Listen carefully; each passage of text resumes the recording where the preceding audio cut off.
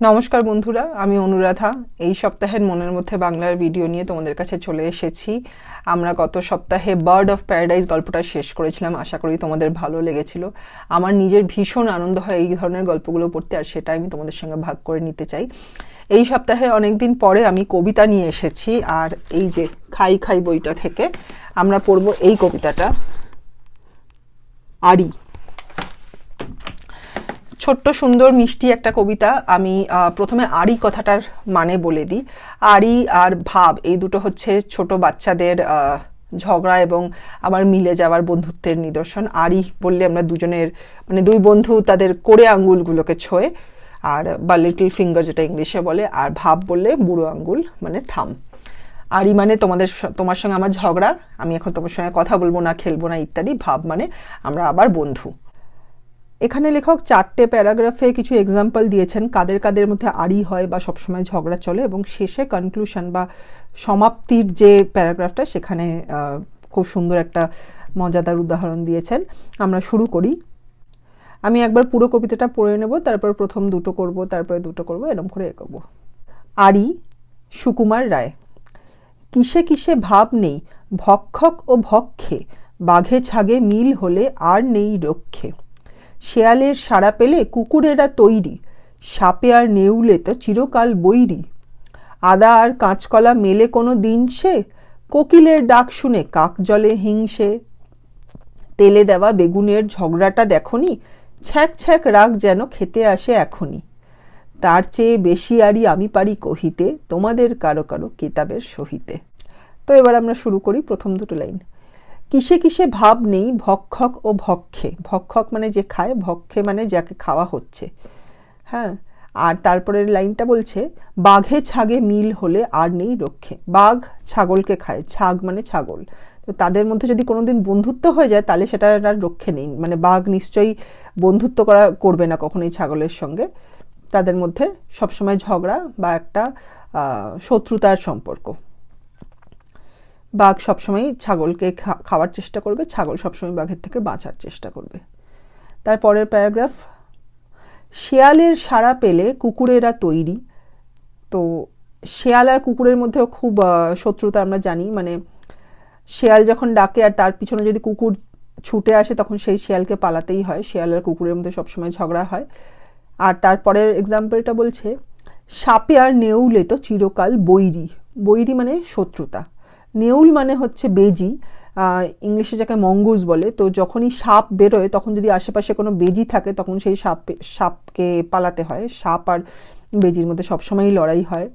আর আগে দেখেছি কোনো কোনো সময় কোনো সিনেমা বা কোনো কিছুতে, কিন্তু মানে দেখলে বেশ ভয়ঙ্কর মনে হয়। সামনাসামনি দেখার মানে সম্ভাবনা ছিল না আমার পক্ষে, আমি শহরে বড় হয়েছি। কিন্তু গ্রাম বাংলায় অনেক জায়গাতেই সাপ এবং বেজির লড়াই অনেকেই দেখেছে। তাদের মধ্যে চিরকাল মানে সবসময় বৈরি মানে শত্রুতা। তারপরের প্যারাগ্রাফ, আদা আর কাঁচকলা মেলে কোনো দিন সে। এবার এইটা খাবার থেকে এসেছে নাকি অন্য কিছু থেকে আমি জানি না, কিন্তু বাংলায় একটা খুব মানে চলতি একটা কথা আছে, তাদের সম্পর্ক তো আদায় কাঁচকলায়। আদায় কাঁচকলা মানে প্রচণ্ড শত্রুতা। মানে আদা আর কাঁচকলা কখনোই তাদের মধ্যে মিল হবে না। তাই আদা আর কাঁচকলা মেলে কোনো দিন সে, বলছে এটা কোনোদিনও মিলবে না, এত শত্রুতা।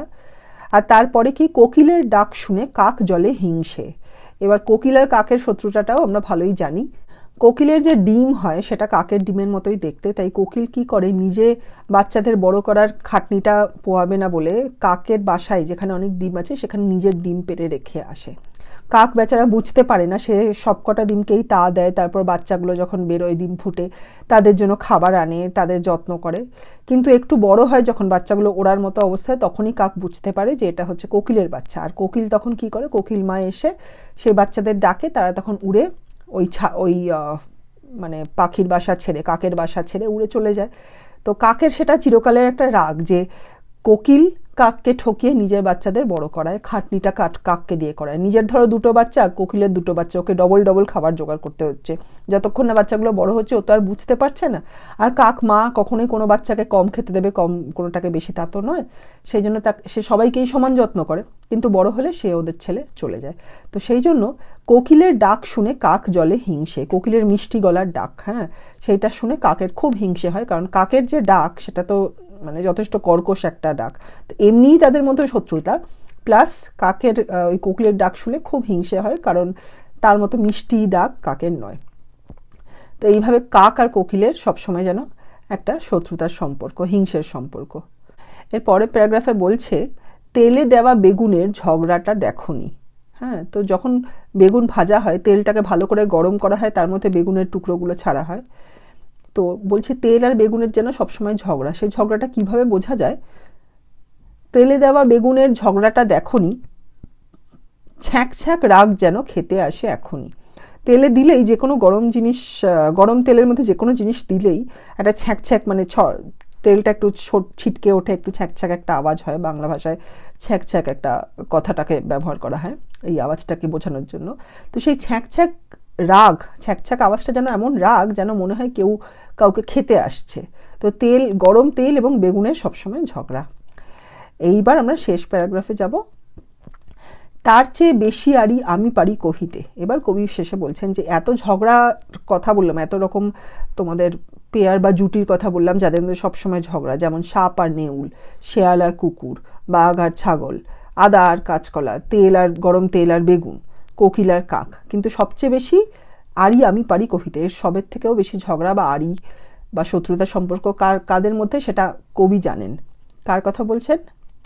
তার চেয়ে বেশি আরি আমি পারি কহিতে, তোমাদের কারো কারো কেতাবের সহিতে।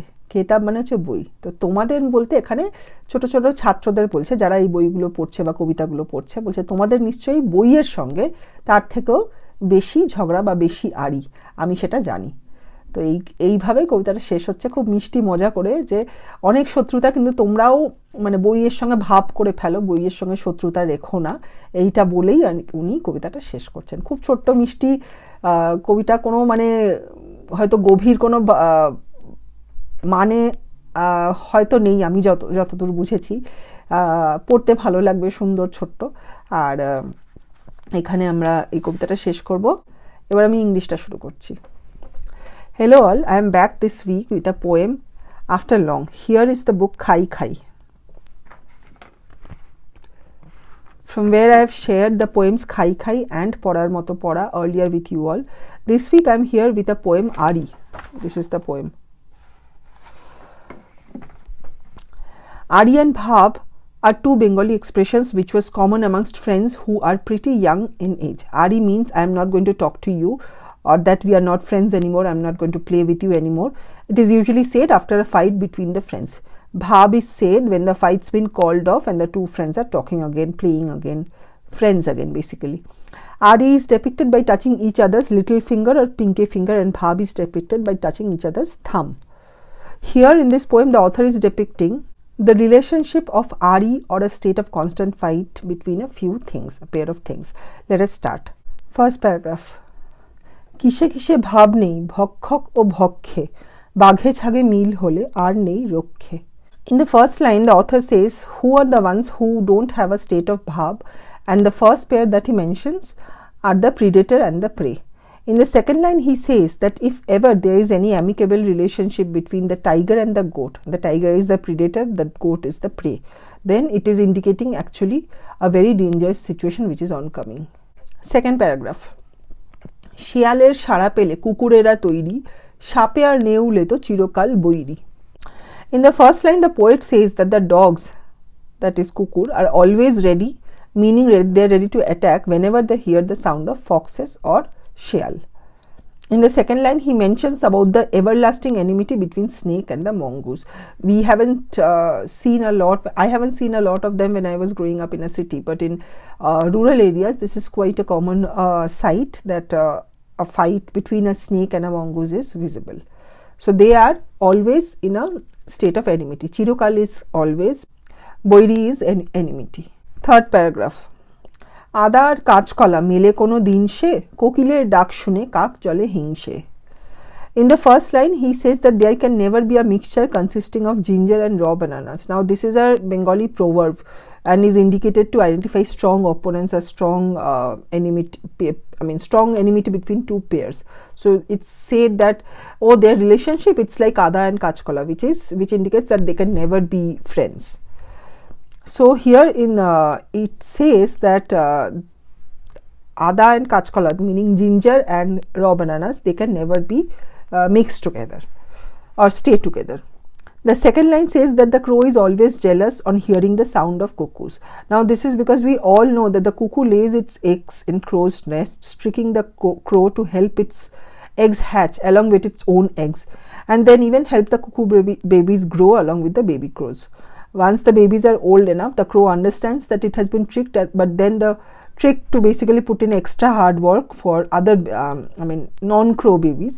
But then the cuckoo mother calls its babies who are old enough to fly away from the crow's nest. So there is always a sense of this difference or sense of enmity between the crow and the cuckoo.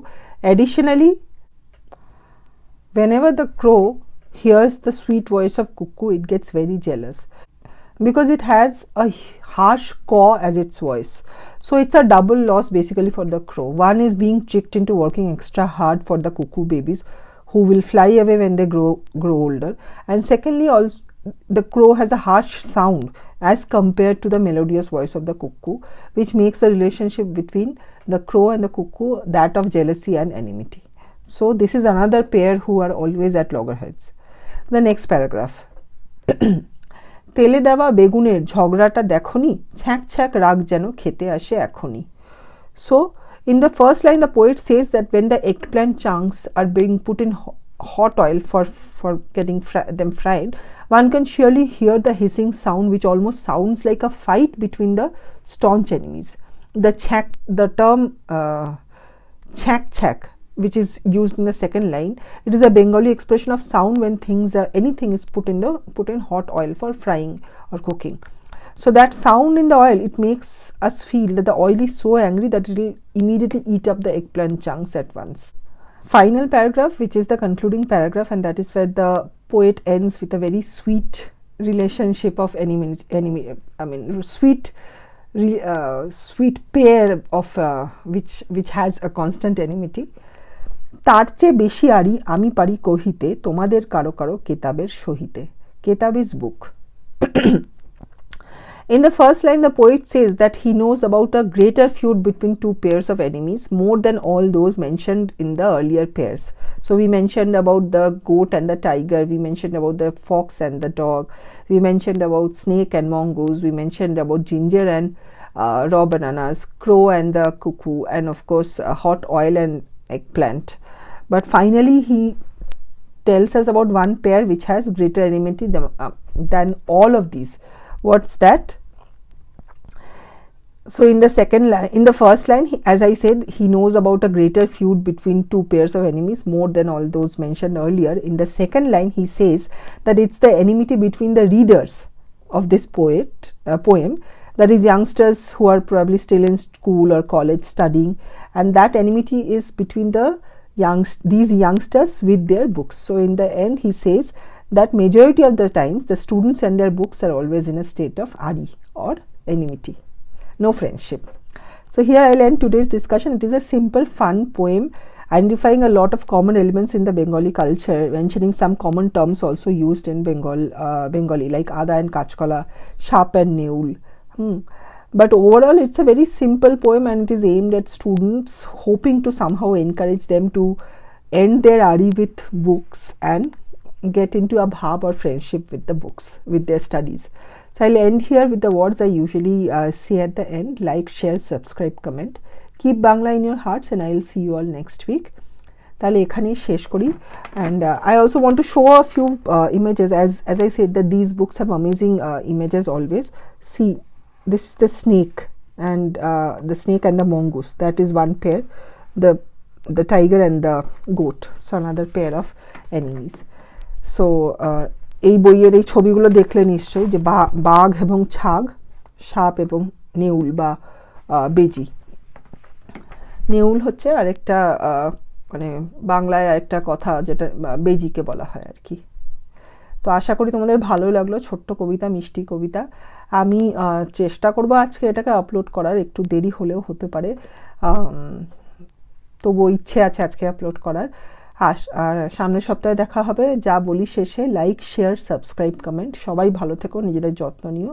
আগামী সপ্তাহে আবার দেখা হবে। Tata.